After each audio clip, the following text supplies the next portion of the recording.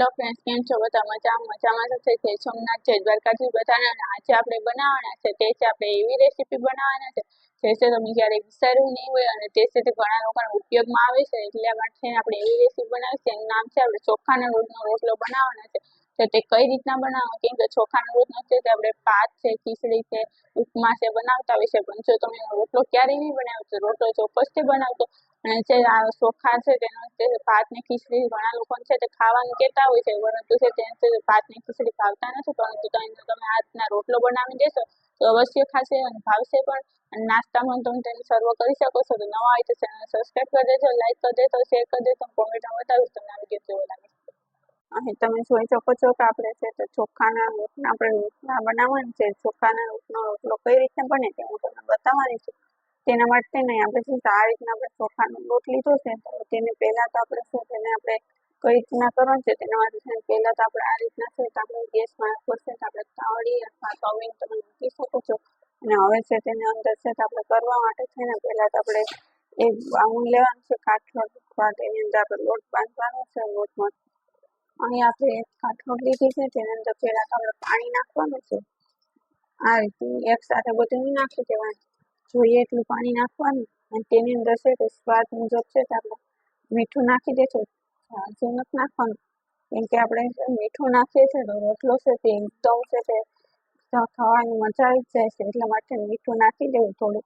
અહીં આપણે ચોખાનો લોટ નાખી દઈએ આ રીતે. ચોખાનો લોટ નાખ્યા બાદ તેને આપણે જે રીતના આપણે બાજરાના લોટનો આપણે મથીએ છીએ તે રીતના છે તો આપણે ચોખાના લોટને આપણે મથી લઈશું.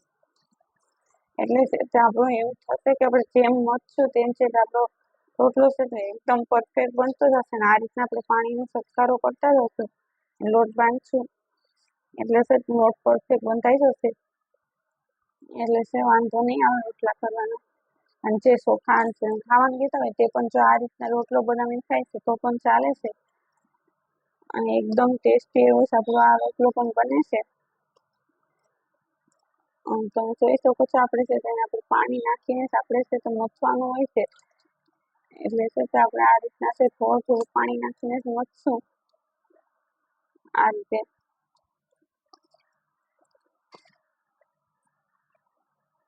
હા, તમે જોઈ શકો છો કે આપણો લોટ છે તે થઈ ગયો છે. હવે તેને આપણે છે લુઓ બનાવી નાખીએ. કેમ કે આપણે જેમ લુઓ બનાવી નાખશું તો છે તે આપણે સારી રીતના છે આપણે થઈ શકશે આપણો રોટલો.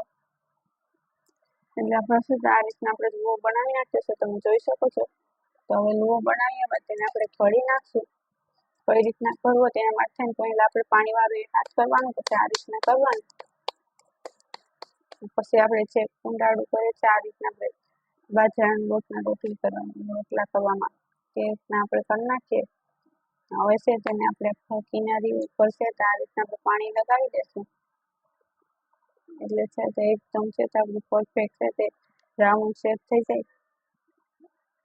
હવે તેને આપણે આ રીતના આપણે થોડા આપણે ભરી દઈશું. કેમ કે જો તમે એકદમ હાથ એને ભરશો તો છે તે આપણો રોટલો છે તે ભરાતો નથી, કેમ કે તે ફાટી જતો હોય છે ફટાફટ. એટલા માટે એક ખાસ ધ્યાન રાખવું. ફોરે છે તમારે ઘડવો, હળવાશથી ઘડવો હોય તો તમારો રોટલો એકદમ છે તે ટેસ્ટી અને સોફ્ટ બનશે. આ રીતના આપણે ભરી નાખીએ. તમે જોઈ શકો છો કે આપણો રોટલો છે તે ખડાઈ ગયો છે, કેવો સરસ મજાનો છે તે ખડાઈ ગયો છે. તો તમે આ રીતના જો તમે છે બાજરાના લોટનો રોટલો કરો છો તો પણ છે તે કંઈ ફાટતો નથી કિનારીએ, અને આ જ રીતનો બની જાય છે એકદમ રાઉન્ડ શેપમાં જ બને છે અને ફટાફટ બની જાય છે. 5 મિનિટની અંદર તમારો રોટલો છે તે ખડાઈને રેડી થઈ જાય છે. તો તમે આ રીતના બનાવશો તો બધા લોકો છે તે ખાશે પણ, અને છે તમારો રોટલો છે તે ફાટશે પણ નહીં. અને આ રીતના ચોક્કસ બનાવજો એક વખત. કેમ કે ચોખાના લોટનો રોટલો તમે ક્યારેય નહીં બનાવ્યો તો આ રીતના બનાવશો તો એકદમ છે તે ટેસ્ટ એવો બને છે નમક નાખીને બનાવશો તો. હવે આપણી તાવડી છે તે ગરમ થઈ ગઈ છે, તમે જોઈ શકો છો કે કેમ કે આપણે તાવડી ત્યારે જ મૂકી દીધી હતી તો ગરમ થઈ ગઈ છે. તો તેની અંદર આપણે નાખી દઈશું. કેમ કે આપણો રોટલો છે તેને નાખી દઈએ ચોખાનો રોટલો આ રીતે. અને તમે જોઈ શકો છો કે આપણે ચોખાનો રોટલો નાખી દીધો છે. હવે છે તેને આપણે છે તે આ રીતના આપણે થોડી વાર માટે સળવા દઈશું. ગેસને આપણે છે તે સ્લો કરીને. એટલે છે તે એકદમ આપણો છે તે પરફેક્ટ એવો આપણો રોટલો બની જશે. એટલે એક પાક સળી જશે પછી આપણે પલટાવવાનું છે. પછી આપણે પલટાવી નાખશું આ રીતે. હવે તેને તમે જોઈ શકો છો કે આપણો છે તે એક પાક છે સળી જશે એટલે છે આપણે આ રીતના આપણે કરશું તો કિનારીએથી આસાનથી ઉચકી જાય તો છે આપણો રોટલો છે તે સળી જશે એક કિનારીએ. તો તેને આપણે પલટાવી નાખીશું આ રીતે. તમે જોઈ શકો છો કે આપણે છે તેને પલટાવી નાખ્યું છે કેમ કે તેની ઉપર છે તે પીળાશ આવી ગઈ છે. તો હવે તેને આપણે પલટાવી નાખ્યું છે ને ગેસની પાછો ફરી આપણે છે તે હાઈ કરી નાખ્યું છે એટલે છે તે આપણો રોટલો છે તે બની જશે રેડી. એટલા માટે થઈને પણ તમે જો આ રીતના બનાવશો તો બધા લોકોને ભાવશે પણ અને છે તે ચોખાના રોટલા છે ઘણા લોકોને ચોખાનો ભાત ખાવાનું કે ખીચડી ખાવાનું કે છે તો તે નથી ખાઈ શકતા પરંતુ કેમ કે તેને નથી ભાવતા. પણ જો આ રીતના તમે રોટલો બનાવીને દેશો તો તે અવશ્ય ખાઈ જશે. અને આ રીતના તમે જોઈ શકો છો કે આપણે તેને છે તે પલટાવતા રહેવાનું છે કેમ કે જો પાછળ દાજી જશે એટલા માટે થઈને આપણે છે તેને આપણે આ રીતના કરી જોઈ લેવાનું. નીચે છે તે આપણો રોટલો સળી ગયો છે કે નથી સળ્યો પછી તેને આપણે ફરી પાછું મૂકી દેવાનું એટલે સળી જશે આપણો રોટલો. તમે જોઈ શકો છો કે આપણો છે તે રોટલો છે તે સળી ગયો હશે. કેમ કે આ સાઈડ તમે જોઈ શકો છો સળી ગયો છે તો આપણે તેને આ રીતે પલટાવી નાખશું. તેની ઉપર છે આપણે છે તે આ પાણીમાં વાત કરી તેને આપણે આ ઉપર લગાવી દઈશું એટલે છે આપણો રોટલો છે તે એકદમ ઓછો એવો બને છે એકદમ. એટલા માટે થઈને આ રીતના બાજરાના રોટલા કરો છો ત્યારે પણ આ પ્રોસેસ જરૂરથી કરવી. હવે તેને આપણે છે તે થવા દેશું કેમ કે જો આ રીતના તમે ક્યારેય નહીં વિચાર્યું કે ચોખાના રોટના પણ રોટલા થાય છે તો આપણે છે ચોખાના રોટના પણ રોટલા બનાવીએ છીએ તો તમે આ રીતના ચોક્કસ બનાવજો. હવે તેને આપણે આ રીતના પણ સળવા દેશું એટલે આપણો રોટલો છે તે અંદરની સાઈડ પણ સળી જશે ને એકદમ પરફેક્ટ એવો સળી જશે વચ્ચે પણ કાચો નહીં રહે.